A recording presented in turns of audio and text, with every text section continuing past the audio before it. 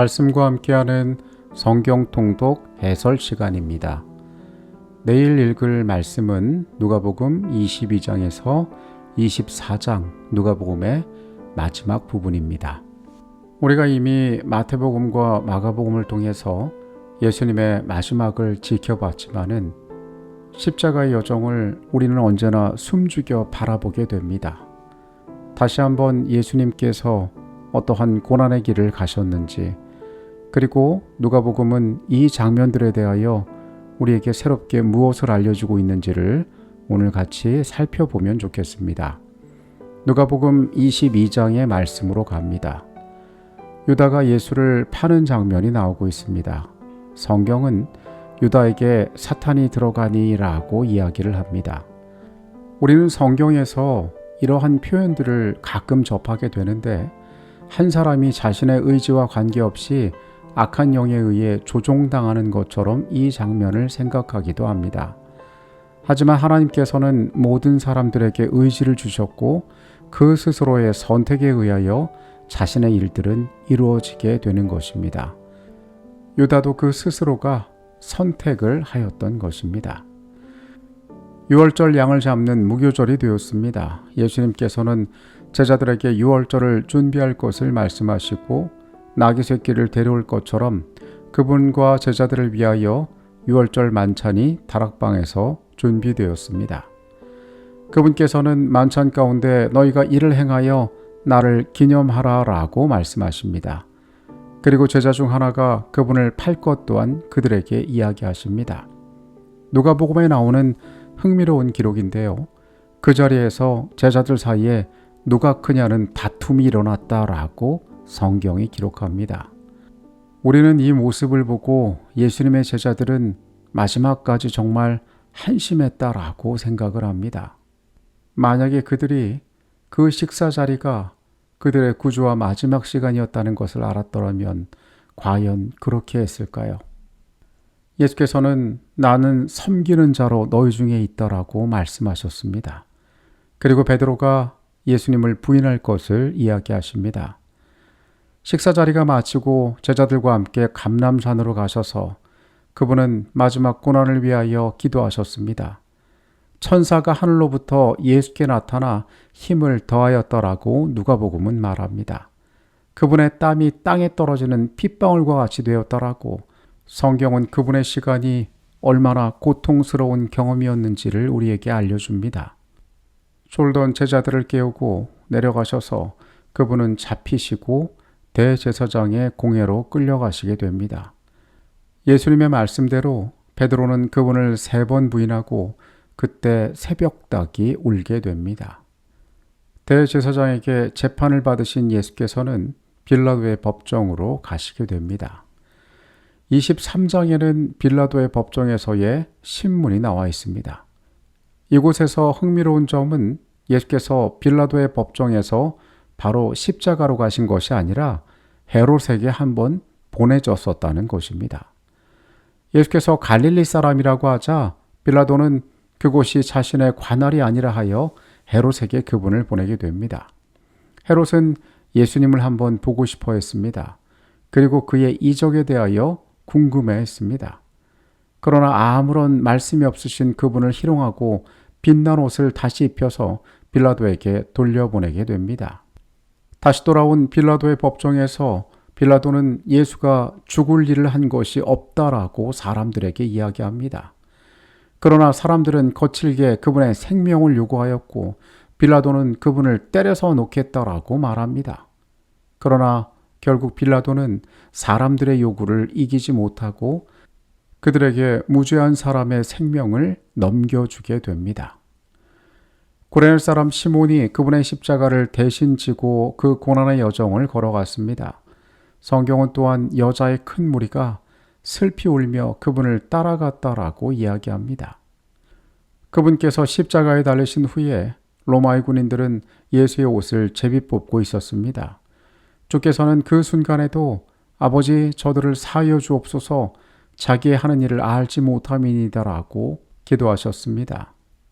누가복음에는 두 행악자에 대한 자세한 이야기가 나와 있습니다. 예수님의 좌우에 달린 그들은 한 사람은 그분을 조롱하고 우리를 구원하라라고 이야기했지만은 다른 한 사람은 그분을 향하여 당신의 나라에 임하실 때 나를 기억해 달라라고 이야기했습니다. 예수께서는 믿음이 있는 그의 말에 내가 진실로 내게 이르노니 오늘 내가 나와 함께 낙원에 있으리라고 말씀하셨습니다. 예수님께서 이 강도에게 하신 이 말씀 때문에 어떤 사람들은 사람이 죽으면은 즉시로 천국에 가게 된다라고 이야기하는 경우도 있습니다. 이 말씀을 보면은 오늘 내가 나와 함께 낙원에 있으리라. 그러니까 운명하신 예수님과 그 옆에서 죽은 강도가 같이 천국에 있을 것이라고 생각을 하는 것입니다. 그러나 이것은 성경의 번역의 문제로 인한 오해라는 것을 우리는 알 필요가 있습니다. 신약 성경은 헬라어로 쓰였는데요. 여기 나와 있는 이 오늘이란 단어는 내가 나와 함께 낙원에 있으리라 라는 말과 연결되는 것이 아니라 이 앞부분의 말과 연결되어져야 합니다. 이 부분의 해석을 정확히 말하면 오늘 내가 내게 이르노니 너는 나와 함께 낙원에 있으리라 라고 해석되어야 옳습니다. 오늘이라는 말이 나타내는 것이 낙원에 있으리라 라는 것이 아니라 오늘 말한다는 것을 뜻하는 내용인 것입니다. 예수님께서 그날 강도와 함께 낙원에 계시지 않았다는 사실은 이어지는 복음서의 말씀을 통하여서도 우리가 또 확인할 수가 있게 됩니다. 공회의 의원이고 하나님의 나라를 기다리는 자였던 아리마다 사람 요셉의 빈 무덤에 예수께서는 들어가시게 됩니다. 성경은 그분께서 계명에 따라 안식일에 쉬셨다라고 기록합니다. 이 말씀으로 우리는 그분께서 그날 낙원에 강도와 함께 계시지 않았음을 알게 됩니다. 또한 우리는 이 말씀 가운데 예수께서 안식일에 쉬셨음을 보게 되는데요. 오늘날 많은 교회들이 토요일이 아닌 일요일을 예배의 날로서 지키고 있습니다. 그들의 주장하는 일요일 예배의 근거 중에 한 가지가 예수님께서 일요일에 부활하셨기 때문에 부활의 기념일로 그날을 준수한다는 것입니다.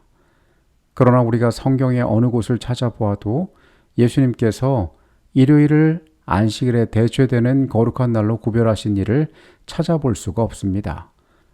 오히려 그분께서는 안식일에 쉬심으로 말미암아 안식일을 준수하셨다는 사실을 우리에게 보여주고 계십니다. 24장의 말씀으로 갑니다.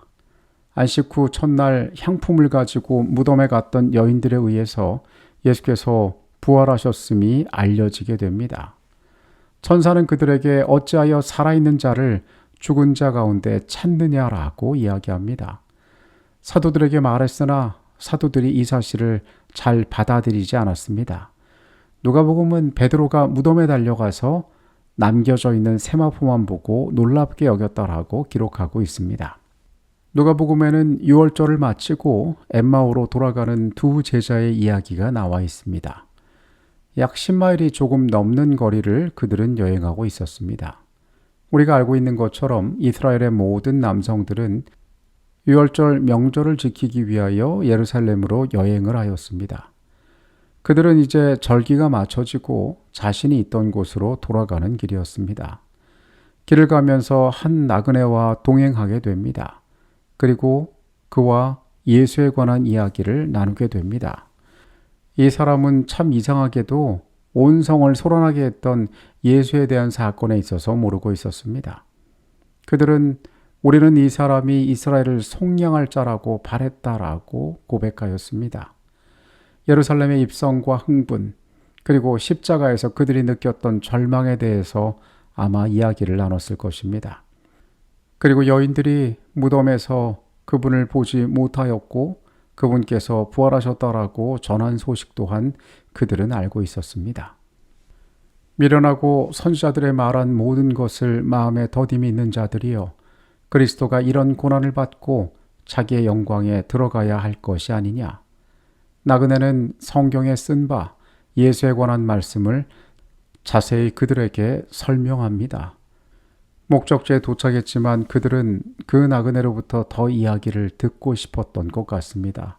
강권하여 함께 집에 들어가고 식사를 위하여 축사하실 때 그들은 예수를 알아보게 됩니다. 그리고 그분께서는 그들을 떠나셨습니다. 이제 밤이 되었지만은 이 사람들은 부활하신 예수에 대한 소식을 감출 수가 없었습니다. 그래서 다시 예루살렘으로 돌아가 제자들에게 그분의 부활을 전하게 됩니다. 예수님께서 너희에게 평강이 있을지어다 라는 말씀과 함께 제자들에게 나타나십니다. 그분께서는 너희에게 약속하신 것을 보내실 때까지는 이 성 안에 머물라라고 하십니다. 이것은 성령의 약속이었죠. 우리가 사도행전의 말씀에서 이 약속의 성취를 또한 보게 될 것입니다. 손을 들어 제자들에게 축복하신 후에 그분께서는 하늘로 올리우셨습니다. 제자들은 약속을 기다리며 예루살렘으로 돌아오게 됩니다.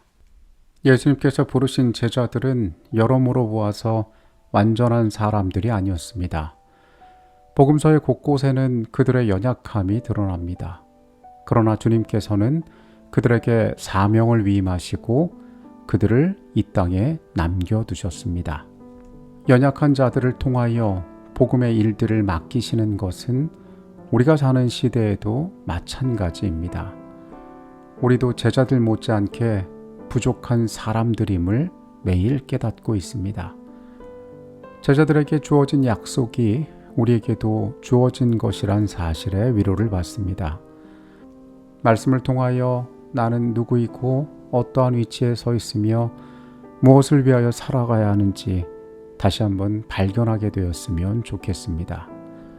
모두 평안한 밤 되시고요. 저는 내일 다시 찾아오도록 하겠습니다.